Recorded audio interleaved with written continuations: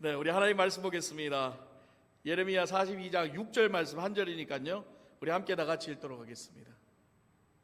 자, 시작. 우리가 당신을 우리 하나님 여호와께 보냄은 그의 목소리가 우리에게 좋든지 좋지 않든지를 막론하고 순종하려 함이라.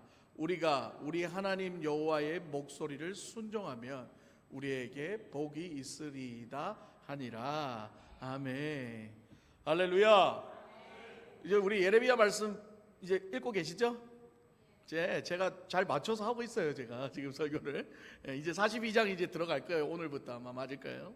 네, 자, 우리 오늘 읽은 말씀 참 은혜되는 말씀이죠. 그런데 이 말씀이 이제 끝까지 설교를 듣고 나면은 이게 그게 아닌 게벼. 이게 그게 아닌 게벼. 그래요. 그러니까 우리가 말씀을 잘 봐야 되는 거예요. 그러니까 이 말씀만 딱 들으면 은혜스러운 말씀이죠.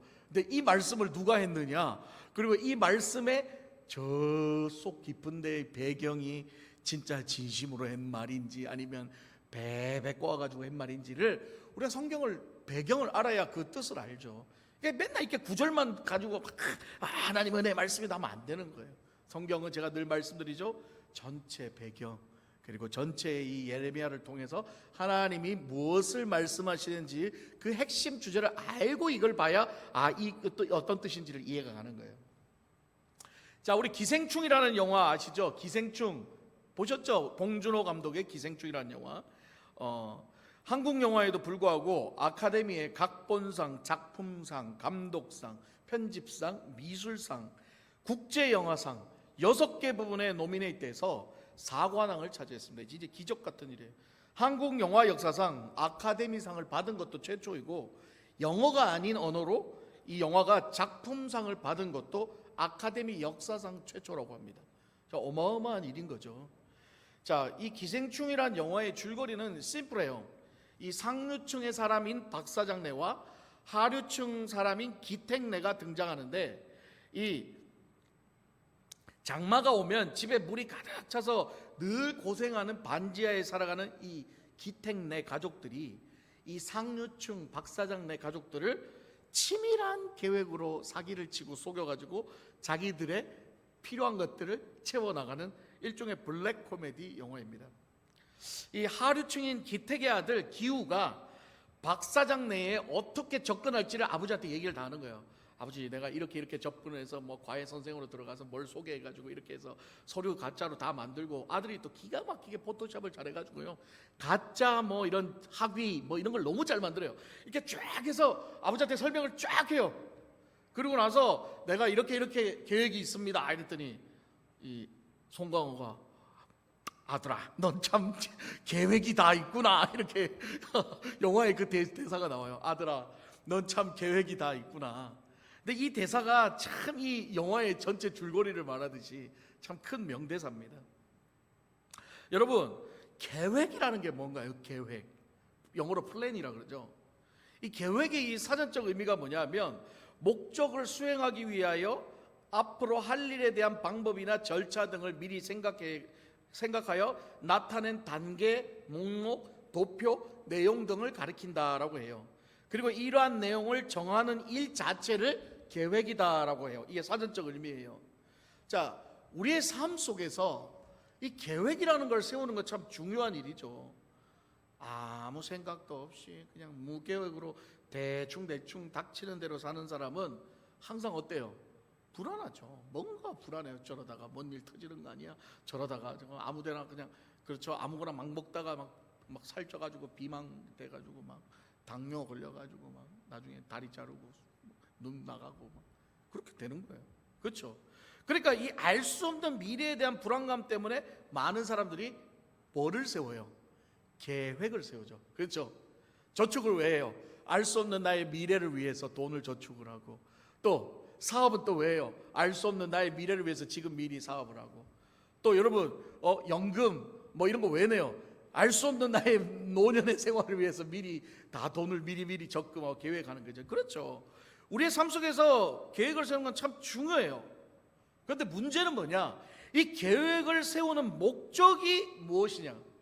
이 계획의 목적이 무엇인가에 따라서 좋은 영향도 끼치고 부정적인 영향도 끼친다는 거죠. 남을 속이기 위해 계획을 세우고 나쁜 짓을 하기 위해 계획을 세우는 것은 차라리 노계획, 무계획으로 사는 게 차라리 낫다는 거죠. 그렇지 않아요? 무계획으로 사는 사람들은 그래도 감옥은 안 가잖아요. 근데 머리가 좋아가지고 나쁜 거 계획하고 사기치려고 계획하고 막 이래가지고 걸리면 어떻게 돼요? 그 감옥 가서 평생 고생하는 거예요. 그런 계획 세울 바에는 무계획이 낫다 이 말인 겁니다.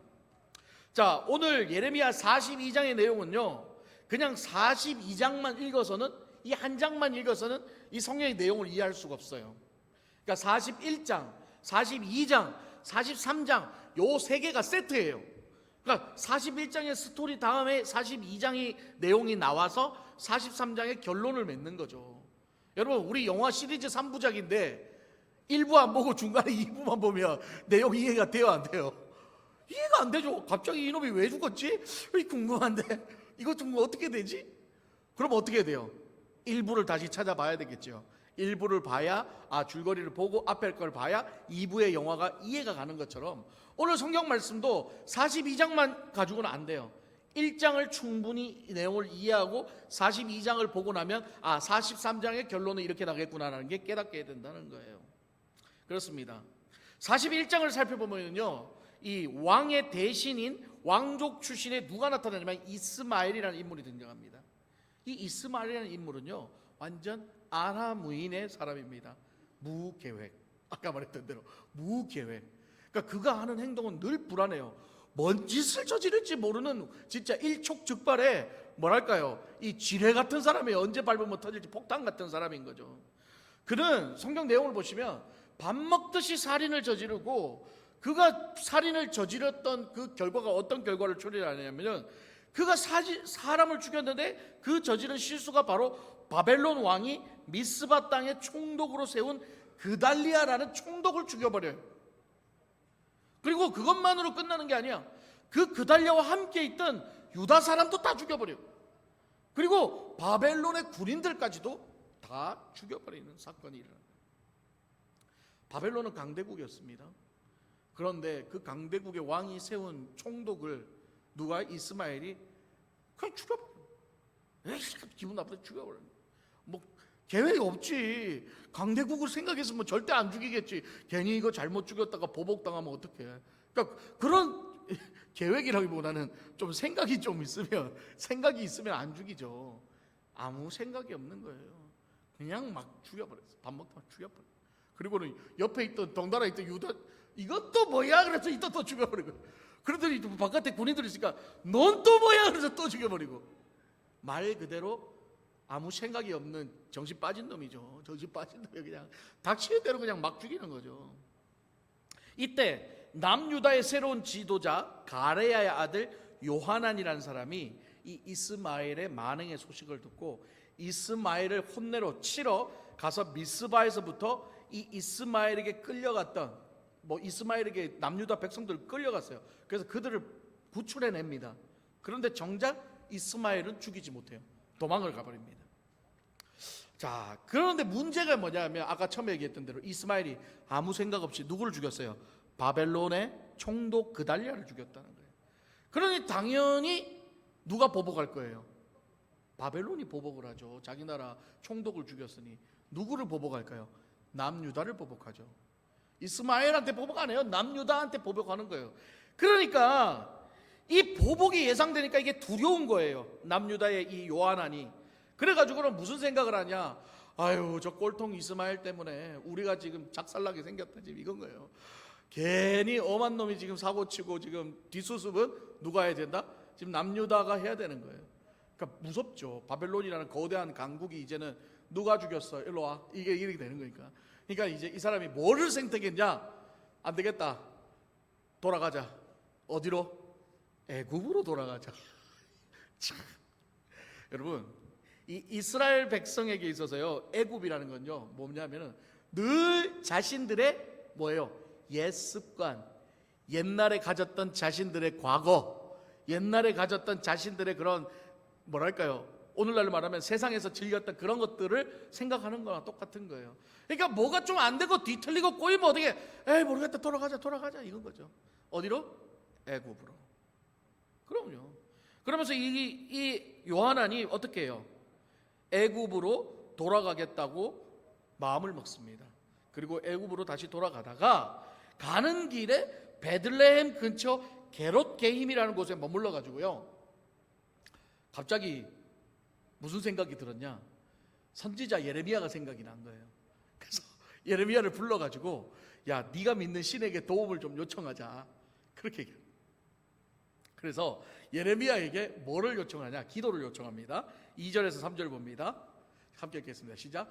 선지자 예레미야에게 이르되 당신은 우리의 탄원을 듣고 이 남아있는 모든 자를 위하여 당신의 하나님 여호와께 기도해 주소서. 당신이 보는 바와 같이 우리는 많은 사람 중에서 남은 적은 무리이네. 당신의 하나님 여호와께서 우리가 마땅히 갈 길과 할 일을 보이시기를 원하나이다. 자, 이 말만 보면은 얼마나 좋은 말이에요, 그렇죠? 뭐 요 나쁜 말 어디 있어요? 하나님을 인정하고. 그러니까 이 구절만 본다면 이 요한이라는 지도자는 어떻게 보면, 또 오랜만에 또 하나님 보시기에 정직하고 올바른 놈 또 하나 나왔네 생각할 수 있죠. 선지자 예레미야를 대하는 말투가 얼마나 공손해요.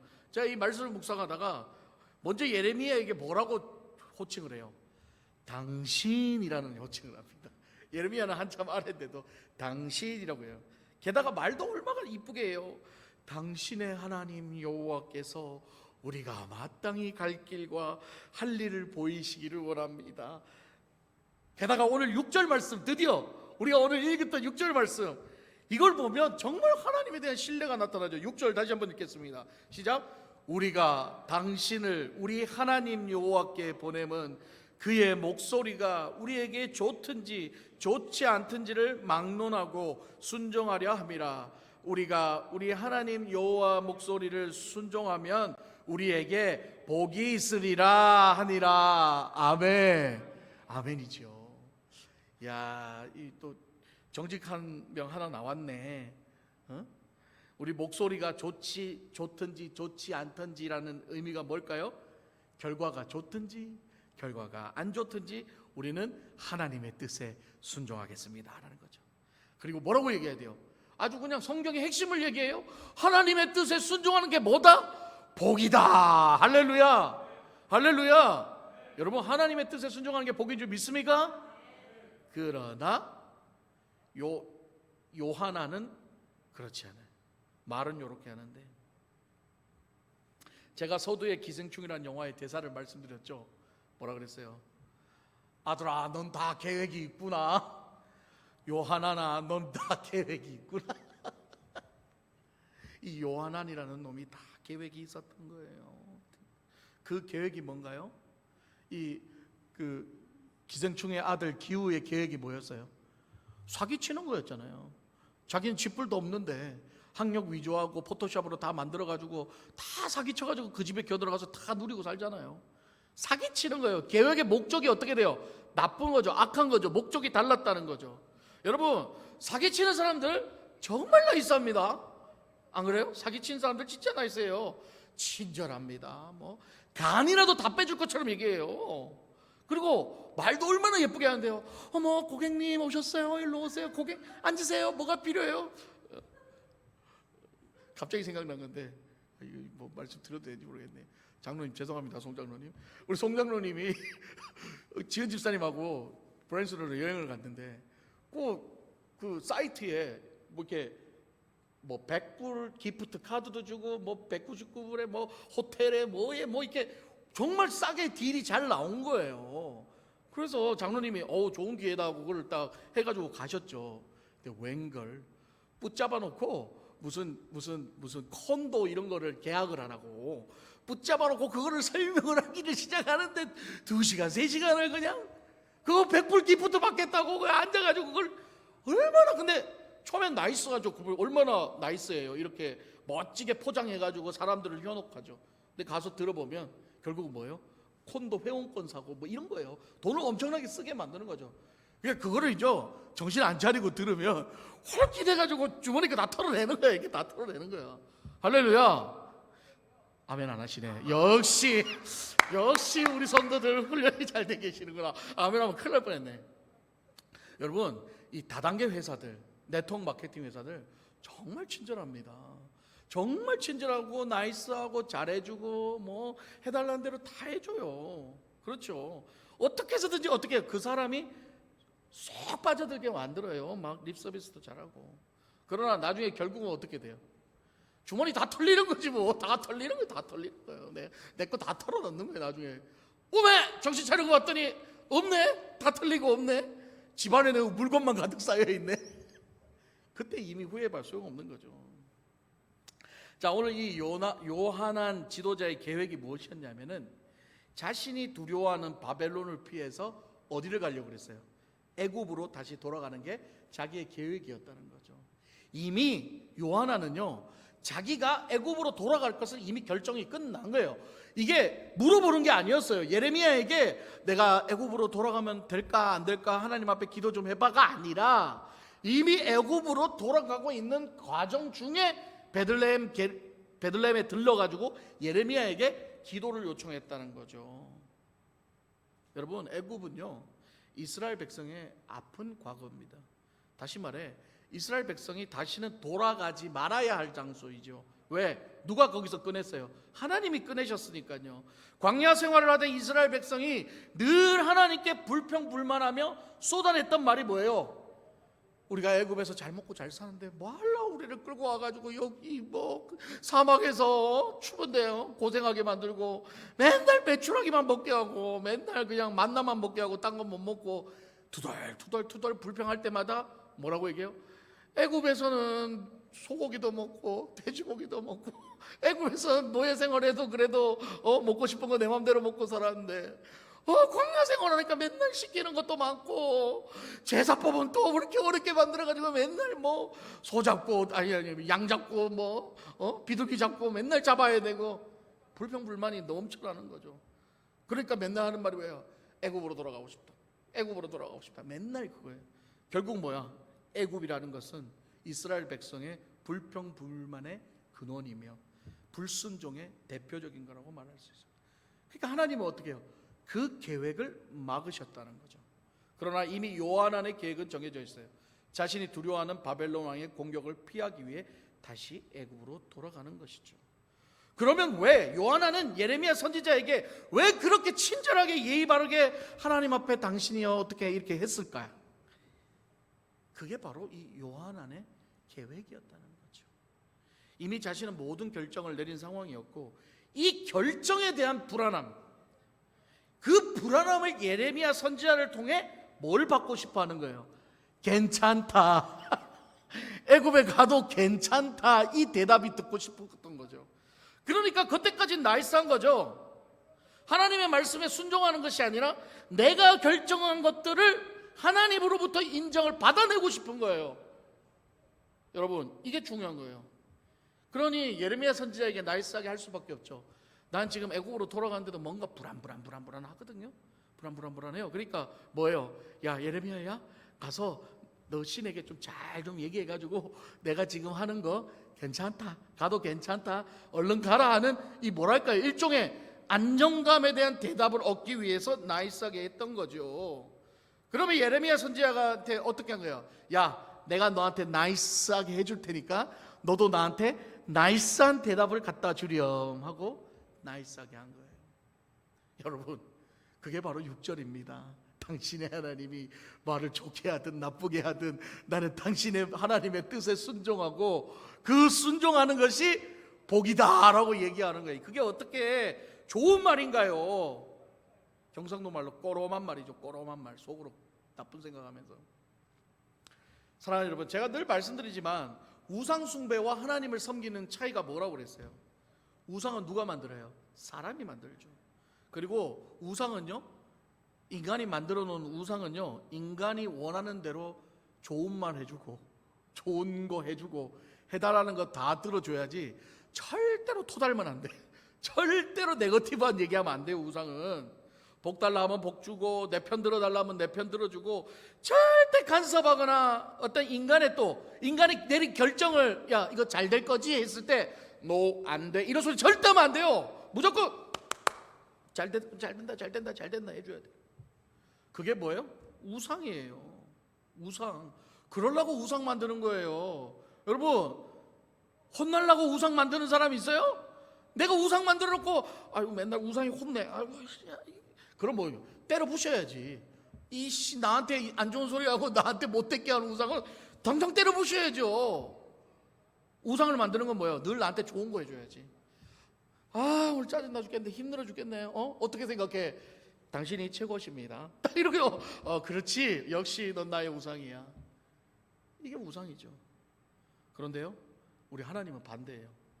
일단 하나님은 인간이 만든 신이 아니에요. 다시 말해 우상이 아니란 말이죠. 그러니까 하나님을 섬긴다는 말은 오늘 요한안의 고백처럼 결과가 좋든 안 좋든 하나님이 결정하시는 모든 일에 순종하고 그것을 따르는 것이 복이다라고 믿고 가는 게 우리가 하나님을 섬긴다는 거예요. 맞는 말 했어요. 말은 진짜 옳은 말 했어요. 진짜 말은 옳은 말 했죠. 그러나 요한안의 말은 이렇게 뻔질하게 말만 했지 정작 속은 어때요? 하나님을 자신이 만든 우상과 똑같이 생각하고 어떻게 해요? 예레미야에 야 내가 잘해줄 테니까 너도 가서 좋은 말 받아내. 지금 이건 거예요. 성경은 이런 요한안의 속마음을 이렇게 표현합니다. 20절을 봅니다. 함께 읽겠습니다. 시작. 너희가 나를 너희 하나님 여호와께 보내며 이르기를 우리를 위하여 우리 하나님 여호와께 기도하고 우리 하나님 여호와께서 말씀하신 대로 우리에게 전하라. 우리가 그대로 행하리라 하여 너희 마음을 속였느니라. 성경에 다 나와 있어요. 그래서 성경을 잘 봐야 되는 거예요. 여기 뭐라 그래요? 속이는 마음이다. 속이는 마음이 뭐예요, 그럼? 사기치는 거죠. 사기치는 거예요. 속이는 게 사기치는 거죠. 이 속이는 마음이 바로 이 요한안의 본심이었다는 거죠. 예레미야에게 당신 하면서 존칭 쳐주면서 좋은 말 갖다 줘라는 게 뭐예요?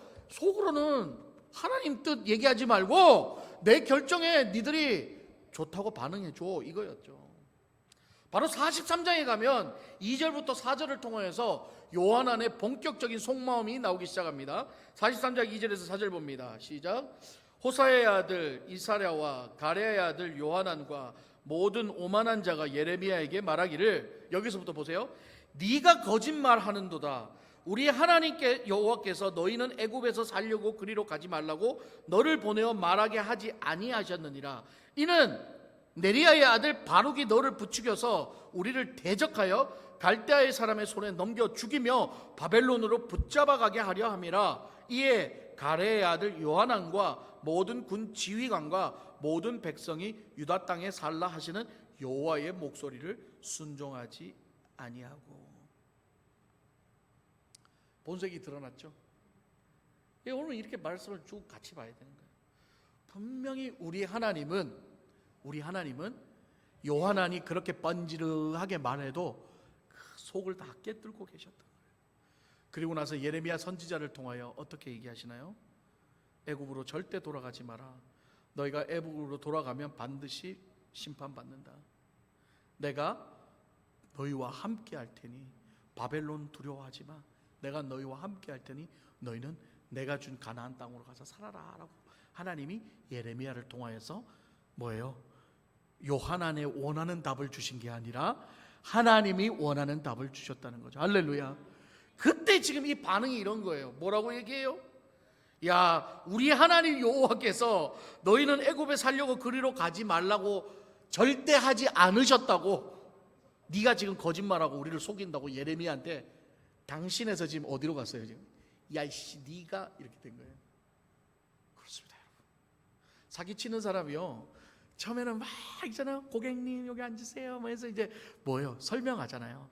요 상품이 요렇고요, 요거 요렇고요, 요거 진짜 싸게 나왔고요, 뭐 요거 요렇고요, 요렇고요, 쫙 설명해. 막 얼마나 열심히 설명하지만 목마르시죠? 자 커피 한 잔, 물 한 잔, 뭐니까 주면서 과일도 좀 드릴게요. 좀 드세요. 막 1시간을 설명을 해. 1시간을 다 설명을 하고는 이제 자 고객님 어떤 걸로 하시겠어요? 요거 하시겠어요? 요거 하시겠어요? 이렇게 딱 했을 때 고객이 저는 뭐 별로 저는 좀 관심이 없는데 이러면 있잖아요. 웃다가 표정이 이렇게 됩니다. 맞아요, 진짜예요. 그까지만 이러다가 관심이 없네요. 그러면 갑자기 표정이 싹 굳어요. 돈은 좀 있으세요? 이렇게 얘기해요. 아니 저 지금 가진 돈이 없는데요. 그러면은요 갑자기 뭐라는 줄 아세요? 나가. 나가.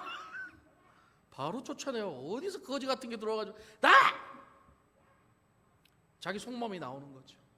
살살살살 꼬셔서 이거 뭐 좀 꺼내볼라 했더니 한 푼도 없네. 거지가 왔네. 나가. 요구하고 쫓아내고 결국은 살살살살 했던 본심은 뭐예요? 요거 좀 살 꼬셔가지고 돈 좀 빼내려 했는데 자기 원하는 목적을 이루지 못하니까 승질내고 쫓아내고 본심이 그때 나오는 거죠. 예레미야 선지자가 그 원하는 대답을 하지 않자 이제 태도가 달라졌죠. 6절에서는 당신 예레미야 당신 여호와께 순종하면 복이니 오만 가문이설 그냥 입 바른 소리를 해댔다가 지가 원하는 답 못 들으니까 어디 감히 네가 우리를 죽일라 그래? 에? 이러면서 이제 승질내기 시작하면서 그리고는 너라고 그래 그리고 나서 마지막 말이 중요합니다. 여호와의 말에 순종하지 아니하고. 이게 결론입니다. 결론은 자기 순종할 생각도 없었어. 하나님의 뜻에 순종하는 게 복이라는 생각도 없었어요. 지 뜻대로 하는 게 복이라고 생각했던 사람이죠. 자, 이제 말씀 마무리하겠습니다. 오늘 예레미야 42장의 말씀을 통해 우리는 무엇을 깨달아야 할까요? 많은 사람들이 하나님께 기도하고 간구합니다. 그리고 하나님께서 그 기도를 들어주시기를 간절히 원합니다. 그래서 자신이 원하는 걸 이루기 위해서 어떻게 해요? 종교적 열심도 보이죠. 뭐 예배도 꼬박꼬박 드리고 헌금도 하고 헌신도 하고 교회 안에서도 나이스합니다. 웃으면서 할렐루야 하면서 하지요. 근데 문제는요, 자기가 기도한 대로 응답 안 되고 자기가 어떤 하는 일들이 잘 안 되고 꼬이고 신앙생활하면서 자기한테 손해보고 자존심 상하고 그런 일들이 생기기 시작하면 어떻게 돼요? 나의 태도가 어떻게 변하느냐에 따라서 내가 진짜 하나님을 섬기고 있는지 아니면 나를 섬기고 있는지가 드러나게 된다는 거예요.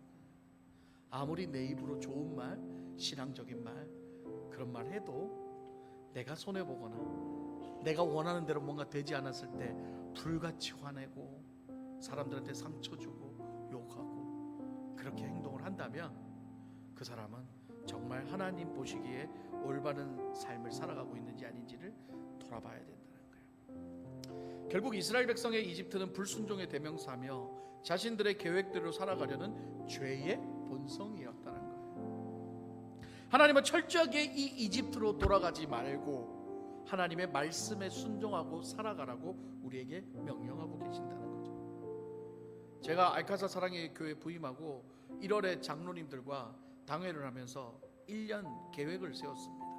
쫙 1년치 계획을 세웠어요. 뭐가 많았어요. 그쵸? 뭐 종교의 수련회, 뭐 단합대회, 뭐 가족 사진 촬영, 뭐 많았죠. 우리 참 8개월 동안 정말 열심히 정신없이 달려왔습니다. 그죠? 뭐 참 많이 했어요. 그래요. 그런데요, 지난주에 사랑의 콘서트를 잘 끝내고 나서 제가 집에 들어가서 이제 토요일 말씀을 묵상하면서 곰곰이 생각을 해보는데 그런 마음이 들더라고요. 이 계획들이, 이 쉽지 않은 계획들이 하나하나 특세부터 시작해서 정말 어떻게 보면 안 될 일들도 너무 많았는데 이 우리 교회에서 해서는 별로 효과도 없고 효율성도 없고 별로 안 될 일들이 너무나 많았었던 계획들이었는데 한 8개월이 지나면서 그 계획들이 안 될 것들이 다 안 될 것 같은데 다 됐어. 할렐루야. 안 올 것 같은데 다 왔고 안 될 것 같은데 다 됐고, 그러니까 아무 일 없이 어쨌든 일 벌린 것들이 다 이루어졌다는 거예요. 그러면서 어떤 생각이 드냐, 역시 내가 똑똑하네, 역시 내가 이 계획을 잘 세웠네, 이게 아니라 역시 우리 성도들이 착해서 날 잘 따라줘서 잘 됐네 도 아니라 무슨 생각이 드냐, 가족과 떨어져서 혼자 있는 저도 불쌍하고 상처받아서 이제 좀 살아보겠다고 아둥바둥거리는 우리 성도들도 불쌍하고, 우리 하나님이 나도 불쌍하고 우리 성도도 불쌍하고, 하나님이 불쌍하니까 하나님 은혜를 주시는 것 같아요. 하나님 위로를 주시는 것 같아요. 할렐루야. 그래서 아유 이게 될까? 아유 우리 처지에 이게 될까? 우리 처지에 뭐 이런 게 될까? 그렇게 생각했는데, 그래 너희 처지는 안 돼. 네, 내가 하면 돼. 할렐루야. 하나님이 붙들어 주셔서 지금까지 안 될 것들을 다 되게 해주셨다는 걸 깨닫게 했습니다. 사랑하는 여러분, 우리의 계획이 아니라, 우리가 비록 계획을 세울지라도 우리의 계획을 이끌어 가셨던 분이 하나님이셨다는 거예요. 할렐루야. 그걸 깨달으니까 너무 감동이 돼요. 제가 감동이 되고, 특별히 저는 사실 이 음악회를 급하게 사실은 계획을 하고 급하게 했는데, 감사한 거는 우리 장로님들이 적극적으로 밀어주시고 이해해 주시고, 부족한 목사가 뭘 한다 그러면 정말 길을 안 꺾고 늘 이렇게 목사님 해보십시오 밀어주셔서 제가 추진을 했는데, 뭘 기대도 안 했어요. 많이 올 것도 기대도 안 했고, 저는 특별히 우리 성도님들만 생각했어요. 우리 성도님들 이런 기회를 통해서 또 찬양도 한번 겹해보고 콘서트도 하고 이런 거 보면서 마음의 위로도 좀 얻고, 영적으로도 위로받지만 또 혼적으로도 이런 걸 통해서 또 이게 음악회 잘 가기 힘들잖아요. 그런 마음에 제가 이걸 열었던 거고, 근데 이 카톡에 30년 만에 이런 거 처음입니다. 저는 이런 게 너무 처음이었습니다. 생각해보니까 그렇더라고요. 미국에 와서 알칸사 지역에, 핫스프링 지역에 30년 40년 살면서 죽으라고 일하고 돈 벌고, 아침에 별 보고 나가서 저녁에 별 보고 퇴근하고, 피곤하면 자고, 그나마 좀 영적으로 살아보겠다고 교회 와서 예배 그냥 열심히 드리고, 그게 전부였던 인생이었는데 어떻게 뭐 음악회 갈 여가가 어디 있었겠어요. 설사 있다 하더라도 못 가죠. 마음의 여유가 없으니까. 마음적 여유 있는 사람들 알지만 당장 내일 아침에 또 출근해야 되고, 그러니까 가고 싶은 마음이 있어도 아유 나는 뭐 일해야 되는데 그러고 말이야. 그렇게 인생이 30년 40년이 흘러서 이제 나이도 먹고 그런 삶을 살아가고 있는 이 과정 속에 하나님께서 그런 말씀 하시더라고요. 하나님 우리를 위로하시는 것 같다. 하나님이 우리를 사랑해 주시는 것 같다. 맞아요. 수고했어. 이젠 좀 이런 것도 보고, 이젠 사랑도 좀 받고, 이젠 좀 따뜻하게 그렇게 살려구나. 우리 하나님이 그런 마음을 주셨던 것 같아요. 그래서 그 콘서트를 통해서 무엇보다도 우리 성도님들이 힘을 얻었고 용기를 얻었고, 뭔가 이제 또 다시 이제 끝이 아니라 다시 하나님 주시는 힘으로 이 알칸사 사랑의 교회에서 새롭게 또 우리가 시작해보자 하는 하나님의 그 은혜였다는 걸 깨달았습니다. 할렐루야. 그래서 여러분, 우리가 아무리 계획을 세워도요, 그 계획의 목적이 하나님을 향하지 않고 우리의 욕심과 욕망이면 그 계획은 반드시 망하게 되어 있습니다. 그러나 우리가 세웠던 계획이지만 그 계획의 목적이 모든 것이 다 하나님의 뜻을 위한 것이고, 할렐루야, 하나님의 영광을 위한 것이고 하나님 뜻대로 가는 것이라면 당장 어렵고 힘들고 잘 안 되는 것 같아도 우리 하나님이 하시기 때문에 되는 줄 믿습니다. 여러분, 우리의 삶을 우리가 계획한 대로 될 때도 있고 안 될 때도 있어요. 문제는 계획이 이루어지느냐 안 이루어지냐 그게 아니에요. 그 결과에 따른 우리의 태도가 문제인 거죠.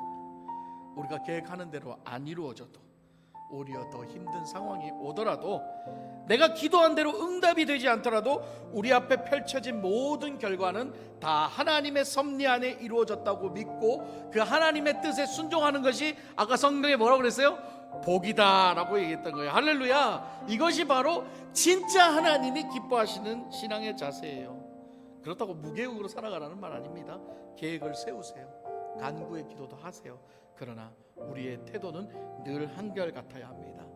비록 속이는 자의 고백이었지만 우리는 진실된 마음으로 우리 6절을 다시 한번 고백하기를 원합니다. 함께 읽겠습니다. 시작. 우리가 당신을 우리 하나님 여호와께 보냄은 그의 목소리가 우리에게 좋든지 좋지 않든지를 막론하고 순종하려 함이라. 우리가 우리 하나님 여호와의 목소리를 순종하면 우리에게 복이 있으리라 하니라. 아멘. 우리에게 좋든지 안 좋든지 하나님 말씀에 순종하겠습니다. 그리고 그 길이 가장 복된 길이라고 믿겠습니다. 이런 마음으로 저와 여러분이 신앙생활을 한다면 우리의 입술에는 날마다 늘 감사와 은혜가 넘쳐날 줄 믿습니다. 할렐루야. 그러므로 우리 인생의 계획의 주인은 누구시다? 하나님이시다. 우리 인생의 계획은 하나님이십니다. 할렐루야. 함께 찬양하며 하나님 앞에 나가도록 하겠습니다.